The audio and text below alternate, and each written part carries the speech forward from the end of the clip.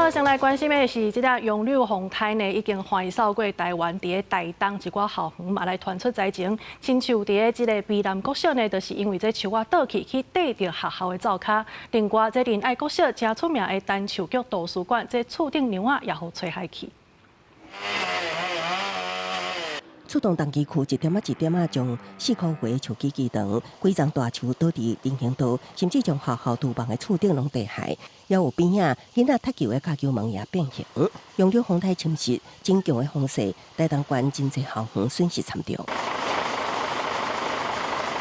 台东市区卑南国小路树已经连续经过3年风台，想要到未动力。杨柳真强的风势透早就出动高职员，甲校内地份的囡仔来到山脚清理。大概会紧急过来，是顾及学生的安全，然后学生跟一些老师齐力的把校园这样子迅速的恢复原状。因为毕竟我自己本身的话也是做属于园艺造景景观的部分，所以这些重机具啊等等之类的，其实我自己本身就也都有。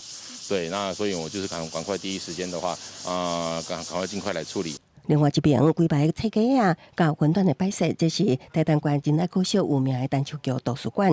风台侵蚀，连厝顶更牛也互掀开场面行人。做后方的这边环保屋还有车棚，那早上来先开，下午的时候又吹回来，但是已经把这个围墙给破坏，而且影响到我们隔壁幼儿园的出入。毕竟要开学，如果学生看到这样子的情形之后，然后如果不慎割伤或怎么样，就会造成又更多的。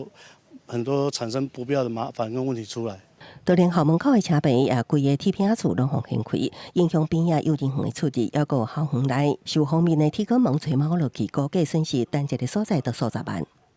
来跟我们教育处申请灾损。